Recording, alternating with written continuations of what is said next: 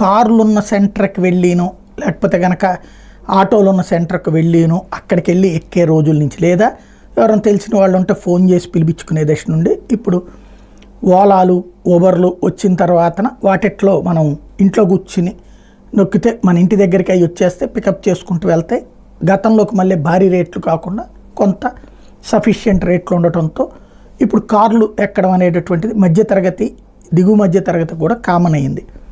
అయితే ఇదే సందర్భంలో ఈ సర్వీసెస్ కొత్త మలుపులు తిరిగి ఈ మధ్యన బైకులు కూడా వచ్చేసేసి బైక్ ద్వారా డ్రాపింగ్ అనేటటువంటి సిస్టమ్ కూడా చూస్తున్నాం.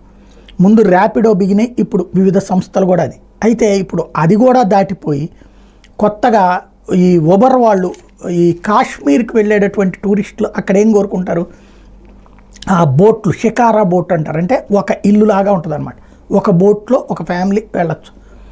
అట్లాంటి షికారా బోట్లను కూడా ఉబర్లో బుక్ చేసుకునేటటువంటి సదుపాయాన్ని కల్పించారు.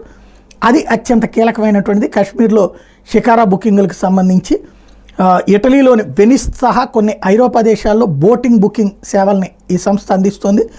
బుకింగ్ సేవల నిమిత్తం షికారా భాగస్వామి నుంచి ఎటువంటి ఫీజు వసూలు చేయడం లేదని ఉబర్ ప్రకటించింది. తద్వారా తొలిసారి కాశ్మీర్లోని ఉబర్లోనే మనం బుక్ చేసేసుకుని బోట్ ఎక్కేసి వెళ్ళిపోవచ్చు అనమాట.